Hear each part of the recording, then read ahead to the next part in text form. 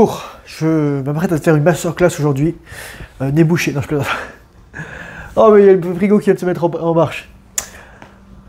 Je vais vous faire un pendant ma vidéo précédente, ça va être très drôle parce que je voulais l'appeler cette vidéo quelque chose du genre ne sois pas dur avec toi-même. En fait au début je voulais même l'appeler quelque chose du genre ne sois pas trop dur avec toi-même. On nous a appris pendant toute notre vie à nous en vouloir, à avoir de la culpabilité, de la honte, du remords, du ressentiment, des regrets. On a appris à accepter le traitement que nous faisait subir notre bourreau intérieur, notre juge intérieur. On a appris à avoir un mindset de victime. Et donc forcément, on rentre dans le triangle de Karpman, où il y a, dans le jeu dramatique, le bourreau, le sauveur et la victime. Sauf que lorsqu'on est là-dedans, on ne peut pas progresser, parce qu'on va toujours changer de rôle, on va assumer l'un pour un autre, etc. Et en fait, ça montre un niveau de développement psychique, personnel, encore très faible. Je viens de terminer ce livre. J'avais commencé en juin. Voilà, je l'avais acheté en juin. 130 pages, il m'a fallu 4 mois pour le lire. Pas parce que c'était long à lire, parce que le moment, il fallait que j'arrête. Il fallait que j'arrête pour méditer, et à la fin, je pleurais. C'était tellement beau à voir, c'était vraiment un beau passage. C'est des moments qui sont intenses. Et je vais te dire pourquoi ça sert à rien d'être dur avec toi-même. Moi, il y a des moments, parfois, il y a des mecs qui m'écrivent « Oui, là, je suis pas discipliné, il faut que je sois encore plus dur avec moi-même. » Non, non, non, justement. C'est ta psyché qui te dit « Tu as besoin de t'envoyer plus d'amour. » La plupart du temps, on est incapable de s'envoyer de l'amour. Et si on est incapable de s'envoyer de l'amour à soi-même, on est incapable d'en donner aux autres. Et d'ailleurs, la réciproque est vraie, c'est-à-dire que la plupart du temps, lorsqu'on est dur avec soi-même, on va être dur avec les autres. Et vice-versa, c'est-à-dire quand on est dur avec soi-même, quand on est dur avec les autres, pardon, on est aussi dur avec soi-même. Et on ne peut pas avancer dans cette dimension parce que finalement, on n'a pas d'espace pour le développement et faire des erreurs. On n'a pas des espaces pour l'échec, on n'a pas des espaces pour l'apprentissage, pour les leçons, pour le développement de soi. Chaque année, je relis ce livre, Les 4 accords Toltec. Moi, je vous le conseille. Là, j'avais recommencé à le lire il y a un petit moment. Mais là, voilà, je suis à premier accord Toltec, vos parents sont tout impeccable. Je discutais avec un ami bon, qui est croyant, qui est chrétien, tout ça. Et à un moment, il me dit « Ah, mais non, je suis un pécheur, etc. » Et il me dit « Ah, je cite que les grands maîtres. » Sauf que dans son vocal, il traitait de pauvre con. Parle pas de toi comme ça. Parce que la façon dont tu parles est un reflet de tes croyances sur toi-même. Et si c'est des croyances sur toi, c'est aussi des croyances que tu projettes sur le monde. Donc ça veut dire que tu vas avoir une dimension tout de suite négative sur les gens sur l'estime de toi-même, sur les trucs comme ça. En dépit de tes réussites, en dépit de tes trucs. C'est pour ça que je fais toujours la distinction entre confiance et estime de soi. Confiance en soi, c'est la compétence, c'est extérieur. Estime de soi, c'est intérieur, c'est l'image de soi. Tu peux avoir une estime incroyable sans rien faire dans ta vie.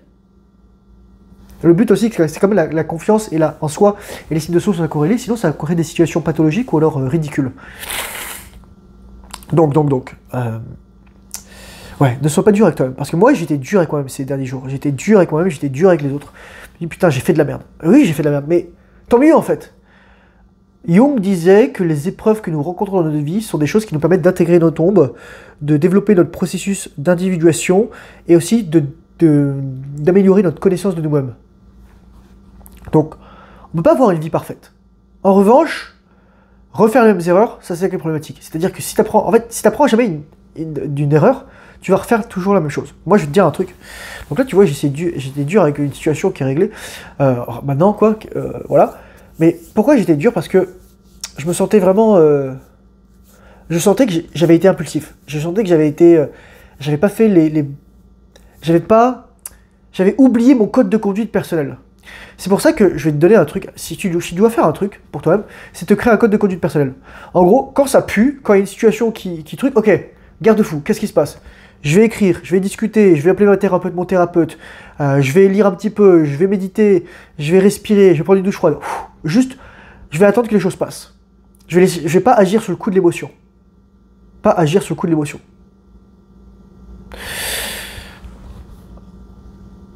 Parce que là, moi, j'étais très en colère. J'ai beaucoup de colère vis-à-vis de plein de personnes, et je pense que c'était dans l'air aussi. Donc là, moi, finalement, je me suis dit, ok, je vais attendre. Qu'est-ce qui se passe? Qu'est-ce qui se passe? Là, clairement, il y a des choses aussi, probablement, je vais attendre plusieurs semaines, voire plusieurs mois, avant qu'elles se développent. La patience. J'aime pas trop le mot patience, parce que le mot patience vient du latin patior, pati, passus, sum, qui a donné le mot passion, qui est proche du grec pathos, finalement, et ça veut dire souffrir. Le patient, c'est celui qui souffre. Plutôt celui qui attend, en fait, d'ailleurs c'est drôle parce qu'en espagnol, attendre et espérer, c'est le même verbe, c'est esperar. Et voilà, donc pas grand chose à dire de plus dessus. Mais vraiment, j'ai aussi terminé ce livre et j'étais très content parce que ça confirme toutes mes intuitions que j'ai toujours fait. C'est que la vie sexuelle, c'est pas avoir du sexe. La vie sexuelle, c'est honorer le désir sexuel qu'on a. C'est-à-dire que tu as des gens qui n'ont pas de relation sexuelle avec un autre, mais qui peuvent avoir une relation sexuelle avec eux-mêmes. Je parle pas de la masturbation, je parle pas de l'utilisation de jouets ou tout ça, je parle de l'utilisation saine de l'énergie sexuelle, du désir pour créer quelque chose pour transmuter. Et j'ai fait une vidéo je sais pas pourquoi, qui a blow up, qui s'appelait le secret pour transmuter l'énergie sexuelle. Parce que le secret pour transmuter l'énergie sexuelle, finalement, pour vivre pleinement sa sexualité, c'est pas, surtout pour un homme, j'ai envie de dire, c'est pas forcément juste faire les bonnes habitudes, c'est aussi honorer sa créativité. L'acte sexuel est avant tout un acte de création. Et l'acte artistique créatif, l'acte qui soit même non artistique ou pas, est un acte de réalisation de l'énergie sexuelle qu'on a en nous. Et j'ai commencé à lire ce livre, quelqu'un d'ailleurs m'a envoyé un message pour dire « Hey, j'ai commencé à lire ce livre, regarde ». Et c'est magnifique. C'est magnifique, c'est vraiment un beau livre en fait, le Tao de la sexologie. Et ça confirme tout ce que je dis, Daniel Flemenbaum, l'avantage c'est qu'elle a fait de la médecine chinoise. Donc je ferai une vidéo dessus, je vous en parlerai, je parlerai des passages qu'elle a fait, etc. Et voilà. Et lui, Stephen Chang, d'ailleurs il s'appelle aussi Stephen Thomas Chang, et je vous conseille vraiment de lire ce livre, si vous pouvez mettre la main dessus, moi je l'ai acheté 4 balles, et ça c'est un truc, c'est extraordinaire, donc je disais, t'es pas obligé d'avoir des rapports sexuels ou une sexualité charnelle pour vivre pleinement ta sexualité. Le but c'est de comprendre l'essence du désir sexuel. Mais si tu choisis d'avoir une sexualité, que ce soit à travers les pensées sexuelles, à travers le désir, à travers le fantasme, à travers le coït, à travers le partage, la compénétration, l'échange d'énergie, la circulation d'énergie, le but c'est pour un homme de comprendre qu'il y a plein de choses qui vont se passer. Déjà, bon, si t'es capable de retenir ta semence, putain, t'es un dieu déjà. T'es meilleur que 99,99% des hommes. Et si t'es une femme, tu dois comprendre aussi qu'il y a des enjeux particuliers. Par exemple, moi, à un moment, Daniel Flemenbaum, elle dit un truc, je vais vous lire la fin, c'est magnifique. Elle dit un truc du genre...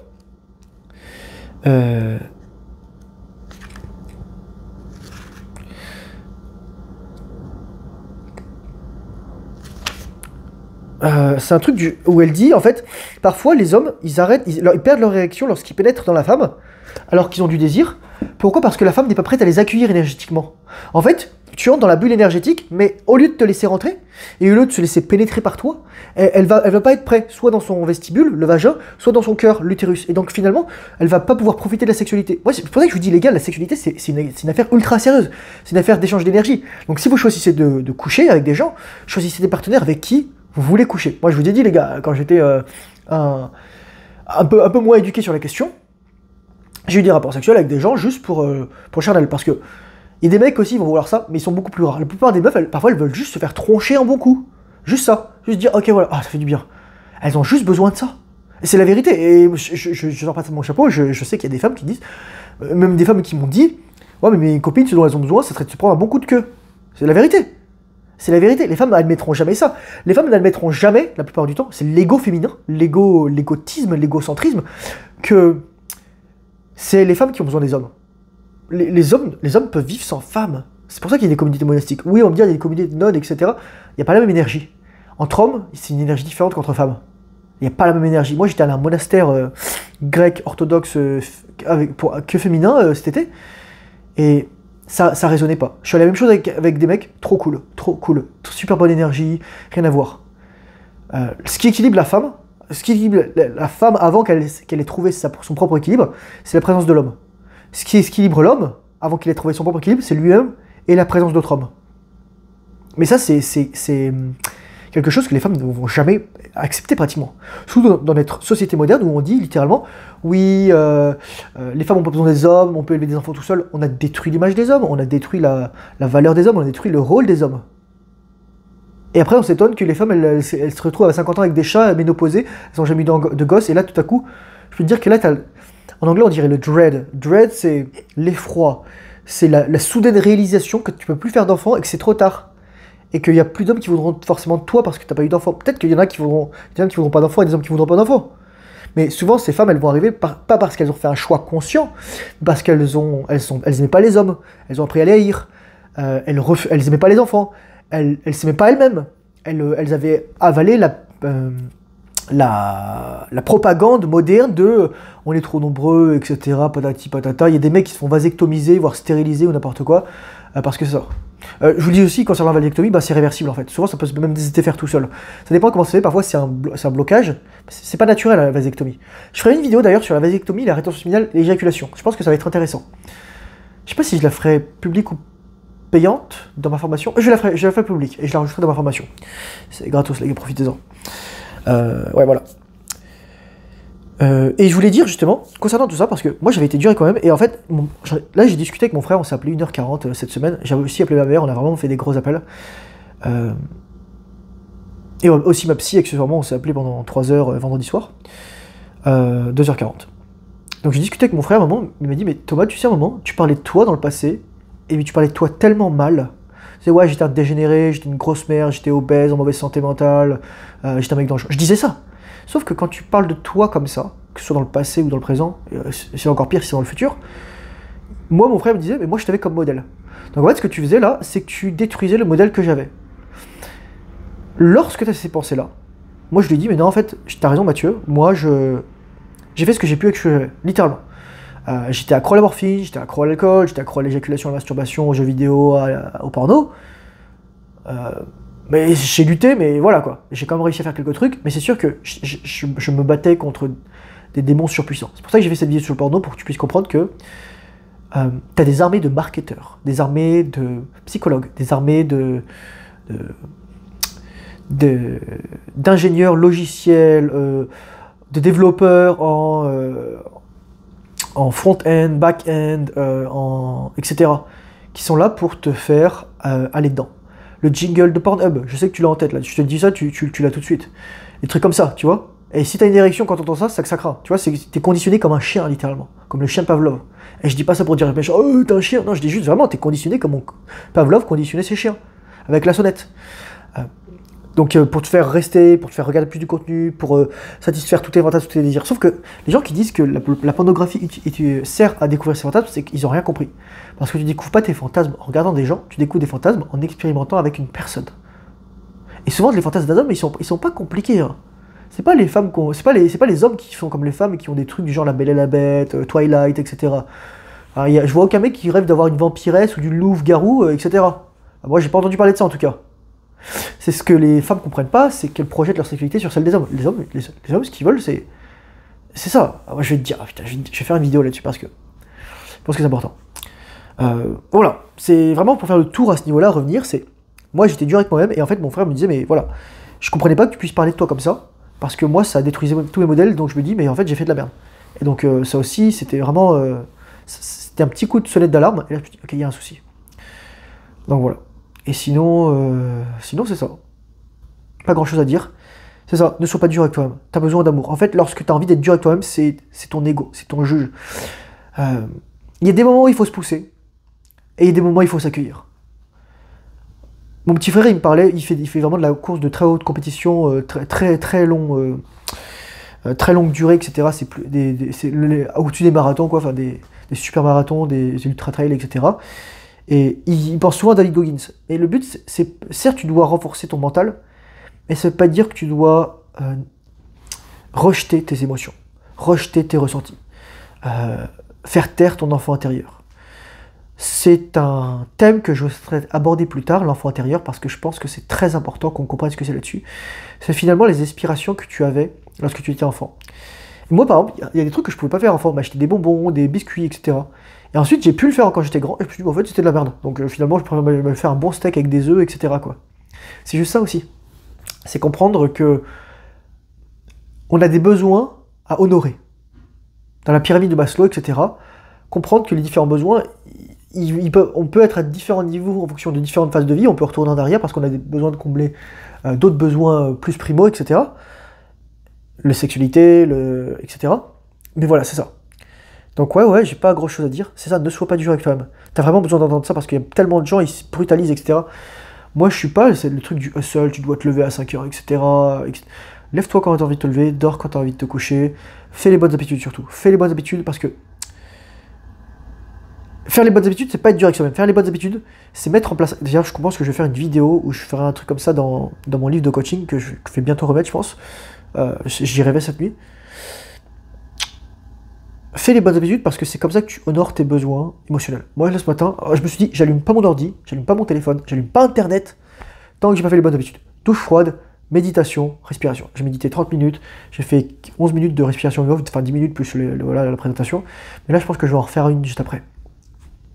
Ne sois pas dur avec toi. Tu as vraiment besoin d'entendre ça parce qu'il y a trop de gens qui croient que être un homme, c'est être fort tout le temps. Non, être un homme, c'est honorer ses besoins. C'est savoir honorer ses besoins d'une manière masculine. C'est savoir honorer ses émotions de manière masculine. Savoir pleurer quand il faut. Ça, moi, je vous le dis, les gars, c'est tellement important. Je vous le dis là, je vous mettrai dans la description le titre. Guérir de son père, père et fils, la thérapie du lien. C'est un livre magnifique. Il y a des mecs qui se disent, oui, c'est tellement rare d'être entre hommes. C'est pour ça que moi, je fais cette chaîne. C'est pour ça que moi, j'ai un serveur Discord où j'ai que des hommes. C'est pour ça que moi, j'ai fait une formation où j'explique littéralement aux hommes, entre hommes, je leur dis, voilà, ça marche comme ça. On est des hommes, on a besoin de connaître ça, on a besoin de nous éduquer sur nous-mêmes. On n'a tellement pas de discussion entre hommes concernant les besoins des hommes. Par exemple, l'éjaculation précoce, la dysfonction érectile, tous ces soucis que des hommes traversent sans comprendre. La pornographie, la malbouffe, les relations conjugales, etc. Moi, je suis là pour changer la donne, pour plier le game. Sur ce, merci à toi. Dans le lien, dans la description, premier lien, c'est ma formation. Si t'es intéressé, va faire un tour. Je suis en train de travailler, on est en train de remettre la formation à jour, on est en train de mettre aussi la landing page. C'est vraiment la première que j'ai faite moi, donc c'est vraiment pas... C'est artisanal, mais si ça t'intéresse et si tu as des questions, n'hésite pas à m'écrire. Pas forcément dans les commentaires, va sur le Discord ou envoie-moi un courriel et je serai très heureux de t'aiguiller. Sur ce, courage, force, honneur, bonne attention similale, disponible, très difficile, surtout lorsque tu n'as pas envie. Et je te dis à très bientôt dans une prochaine vidéo. Au revoir.